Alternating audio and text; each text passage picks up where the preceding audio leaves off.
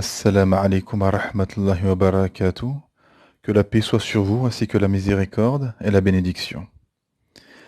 La France est devenue petit à petit le royaume des clandos, des clandestins, des gens instables, drogués, des voyous, des mafias, etc. Euh, cette intervention est surtout en réaction à ce qui se passe depuis plusieurs jours, plusieurs semaines, plusieurs mois, avec des faits divers et des problèmes récurrents par rapport aux étrangers, par rapport aux clandestins, aux migrants, etc. Beaucoup sont des gens instables, des drogués, des cassos, etc. Et, euh, et notamment là, ces derniers jours, ces dernières semaines, il y a eu beaucoup de faits divers qui ont fait couler beaucoup d'encre et qui a beaucoup fait causer.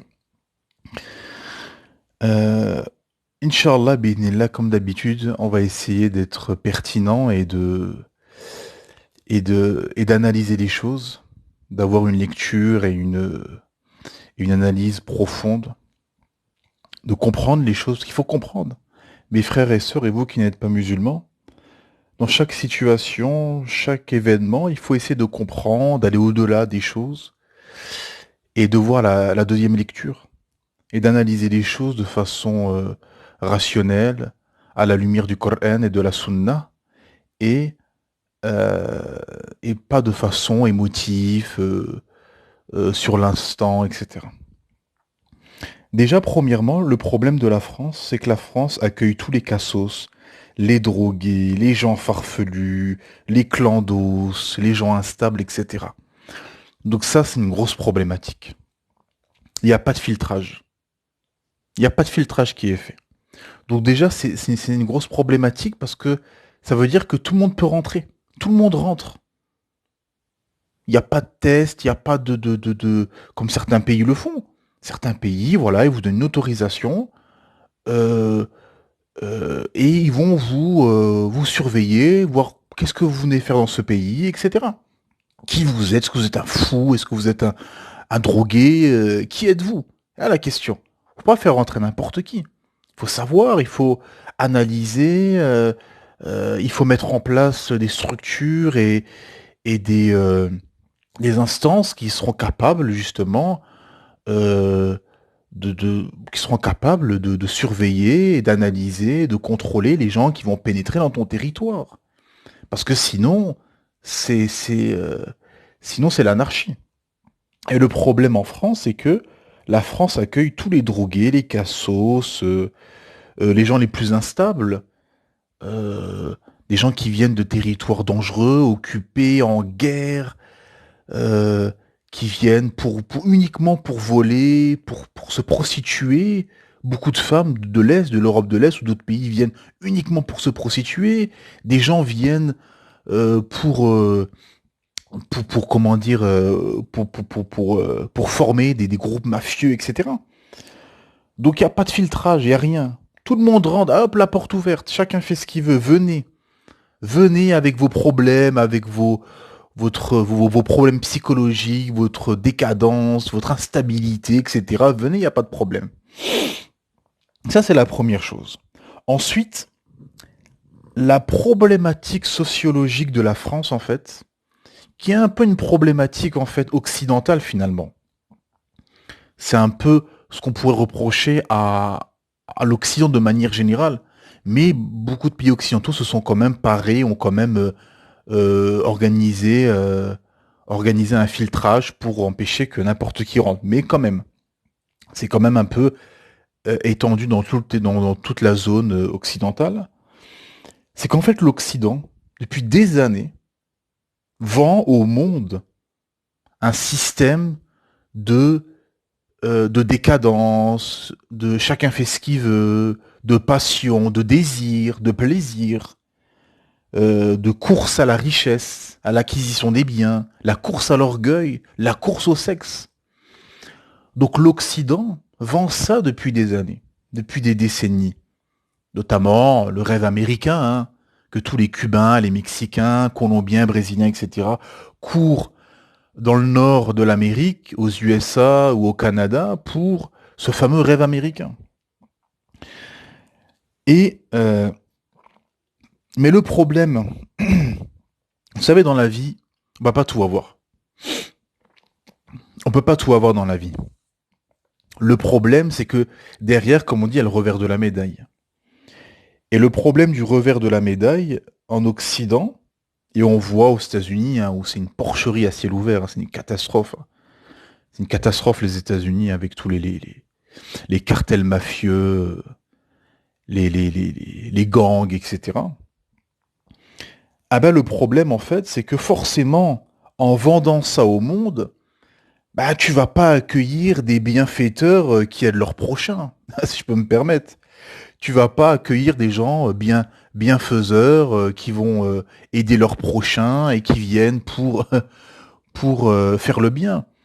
Tu vas avoir des opportunistes, des drogués, des fous, des égoïstes qui pensent qu'à assouvir leurs besoins et leurs désirs. Elle est là la réalité. Elle est là la réalité.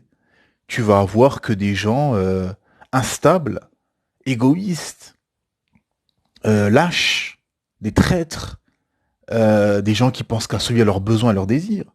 Tu vas pas avoir des bienfaiteurs qui aident leurs prochains. Pas du tout. Par exemple, vous prenez l'Arabie Saoudite, euh, les gens qui vont en Arabie Saoudite, c'est des étudiants en sciences, la plupart du temps.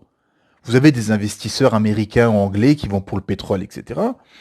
Mais la plupart des gens qui vont en Arabie Saoudite, notamment à la Mecque ou à Médine, c'est pour étudier. Pour étudier, pour aller rencontrer les grands savants, pour se rapprocher des savants, pour vivre dans une terre où, alhamdoulilah, tu vas pouvoir pratiquer ton islam comme tu veux, et tu seras loin de la décadence, etc. Donc forcément, alhamdoulilah, en Arabie, et dans beaucoup, enfin, dans les pays en général du Golfe, etc. Pas tous bien évidemment, mais tu vas accueillir des gens qui viennent pour l'étude de la science, pour la recherche de la science, qui ne cherchent pas la décadence, les perversions, etc. Parce que si tu recherches les perversions, la décadence et assouvir tes besoins, bah tu vas aller aux États-Unis, en Occident de manière générale, en Europe continentale, etc. Et c'est ce qui se passe. C'est ce qui se passe. Et le problème, c'est que on a tout ce qui se passe. On a tout ce qui se passe actuellement. On voit voilà, des quartiers où vous avez où c'est à feu et à sang, c'est des territoires de groupes mafieux, de racailles, de délinquants, où la police ne peut même plus faire régner la loi. Vous avez des parcs, notamment à Paris, ou des parcs remplis de zombies complètement drogués. Et beaucoup sont des migrants, des gens étrangers, etc. Ces dernières semaines, ces derniers jours, il y a eu des meurtres, etc., des faits divers faits beaucoup par des étrangers. Donc, vous voyez, c'est-à-dire que vous vendez au monde un système, en fait, où derrière, ça ne va attirer que des fous, des drogués, des gens instables. C'est ça le problème, en fait. C'est ça, il est là le fond, en fait. Et en plus, vous ramenez ça à un État faible, faible. L'État français est faible. Il n'y a plus d'hommes, il n'y a plus de force, il n'y a plus de pouvoir étatique, il n'y a plus rien. Chacun fait ce qu'il veut.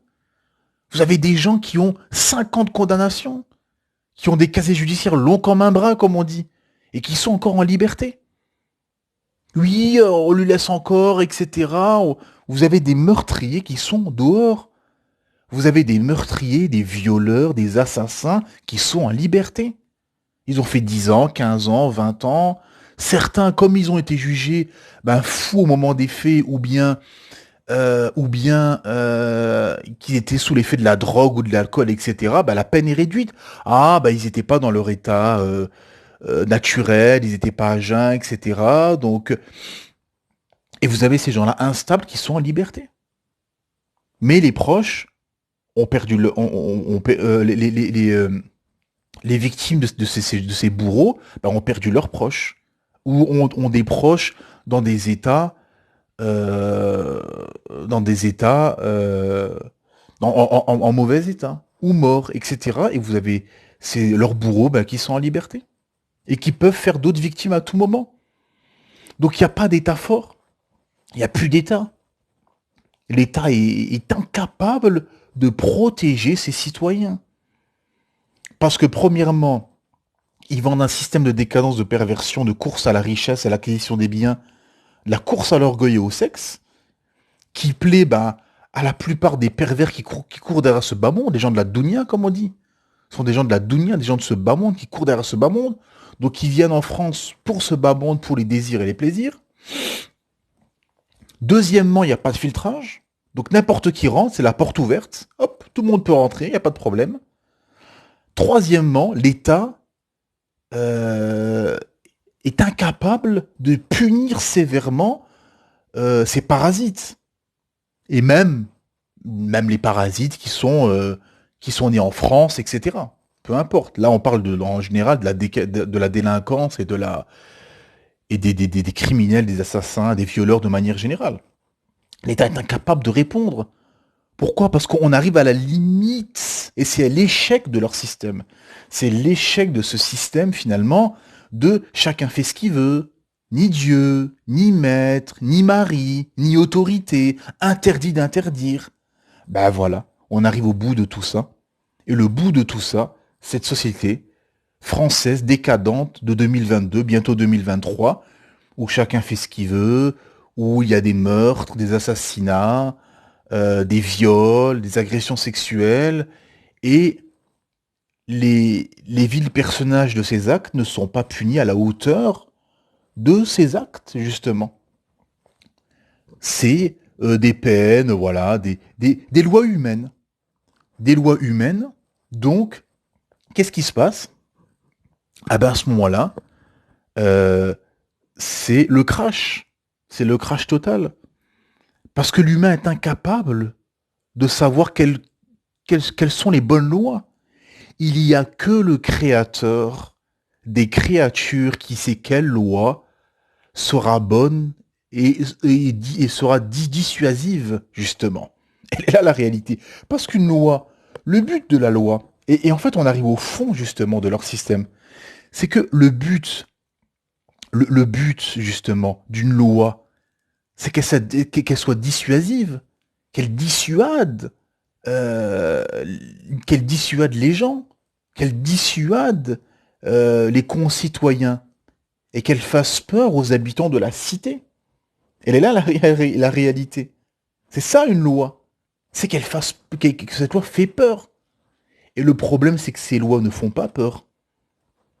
Les gens vont en prison, ressortent, vont en prison, ressortent.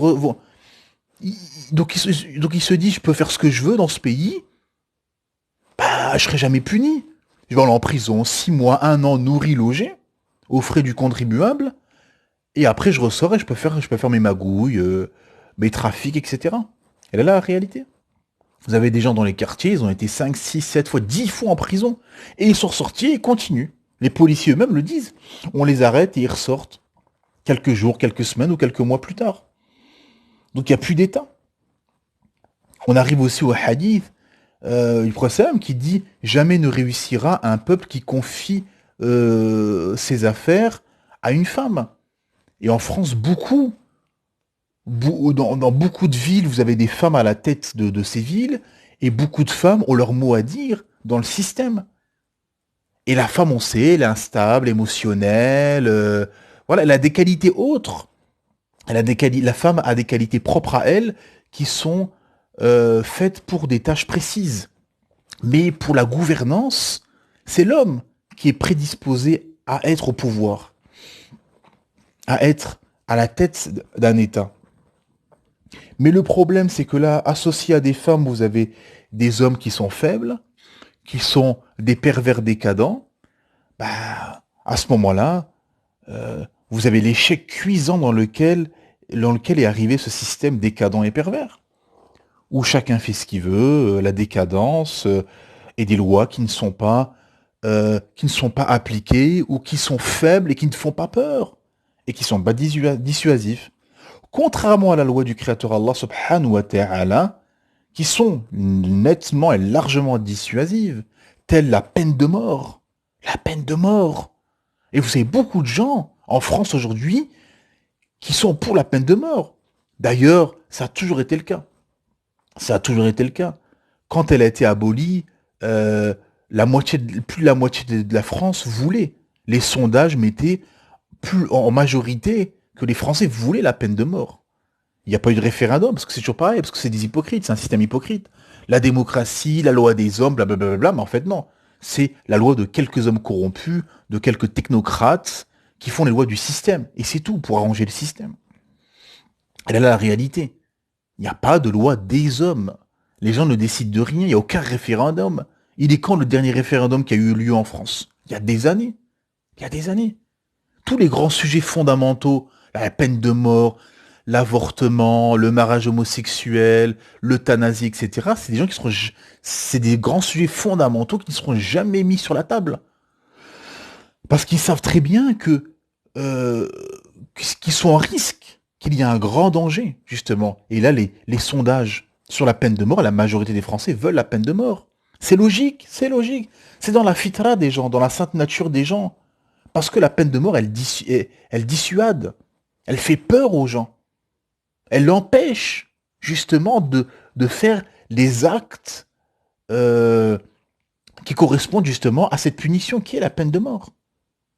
Si on vous dit, vous avez la peine de mort en cas de meurtre, bah, beaucoup d'assassins meurtriers réfléchissent avant de tuer leurs épouses, avant de tuer le voisin, avant de tuer leurs enfants, avant de tuer quelqu'un, bah, la personne va réfléchir parce qu'elle se dit après c'est la peine de mort si on arrive à me trouver et à trouver l'assassin le meurtrier tout simplement. Couper la main au voleur, alhamdulillah. Allah Ta'ala a dit aux voleurs et à la voleuse, coupez-leur la main. Bien sûr, il y a des règles, il y a des enquêtes, etc. Voilà. Il y a un minimum, etc. Il y a un minimum par rapport au vol, etc. Couper la main au voleur. La lapidation sur la place publique. Voilà. Donc ce sont des punitions et des lois divines qu'Allah subhanahu wa ta'ala a légiférées qui permettent de dissuader les gens. Quand vous avez la lapidation sur la place publique, couper la main au voleur et la peine de mort, bah, tous ces voyous, là, toutes ces racailles dans les quartiers, par exemple, ah ben, ils vont aller faire le ménage pour 800, 900 euros comme leur mère, au lieu d'aller vendre de la drogue et gagner 500 euros par jour. Ah oui, parce que ça fait peur et ça fait mal. Parce que ce sont des lois divines. Ce ne sont pas des humains qui peuvent inventer des lois comme ça. Parce que l'humain, bah, il est dans l'émotion, dans la peur, il n'y a que le Créateur, Allah subhanahu wa ta'ala, qui nous légifère. Des lois qui sont justes, équilibrées et parfaites. Et qui visent dans le mille. Quand vous avez la peine de mort pour le meurtrier, la lapidation sur la place publique pour le fornicateur, la couper la main au voleur, ah ben, tout de suite ça calme les gens. Ça calme. Et beaucoup de gens instables, clandos, de cassos qui viennent en France, s'il y aurait ces lois-là en France, ah ben, ils réfléchiraient avant de venir. Et s'ils viennent à ce moment-là, ils feraient très attention. Ils seraient pas là comme des zombies dans les parcs drogués, à voler, à faire tout à n'importe quoi, se prostituer, etc. Parce que les lois font peur. Et là, la réalité.